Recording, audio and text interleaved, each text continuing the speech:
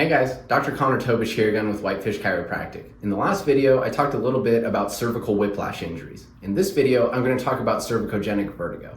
And I think this dovetails nicely off of the other video because the research shows anywhere between 25 and 80% of people that experience a whiplash injury will also experience the delayed onset of dizziness or vertigo.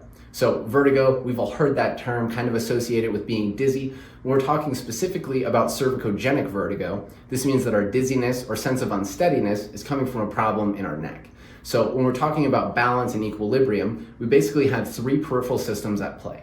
We have our visual system, what we're seeing. We have our vestibular system, a system of crystals deep in the inner ear. And then we have our spinal proprioceptive system, which is basically a system of receptors within spinal joint capsules and within what are called muscle spindles in muscles surrounding the spine.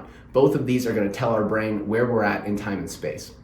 If all these systems are telling the same story, we're great.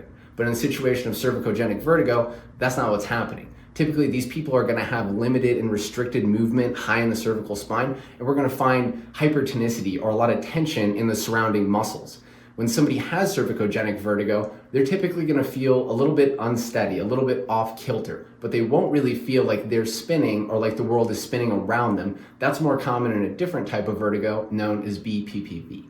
So to get rid of this cervicogenic vertigo, we need to use a multimodal approach like we use here in the office. So we'll use spinal manipulation to restore movement to these joints high in the cervical spine and various soft tissue techniques to remedy the soft tissue dysfunctions in the same area. So if you think you have cervicogenic vertigo or really dizziness of any kind, I strongly suggest that you come into the clinic, get evaluated so we can make a care plan just for you. But next up in this video, I'm going to show you some simple rehab exercises that you can do at home to try to take care of your cervicogenic vertigo on your own. All right, guys, first exercise we're going to look at is going to be a simple chin retraction exercise to try to move these joints high in the cervical spine.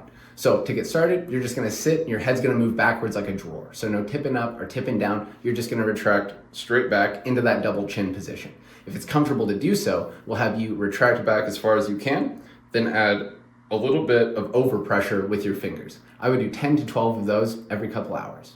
Our next exercises are going to be some simple stretches for some of these overactive muscles in the upper cervical spine. So first, we're going to go after these suboccipital muscles. To do so, we'll have you turn your head about 45 degrees, tuck your chin down. You could take one hand to give yourself pressure into your chin. With the other, you're going to be creating a little bit of distraction and pressure in the direction that your nose is pointing. So it'll look like this.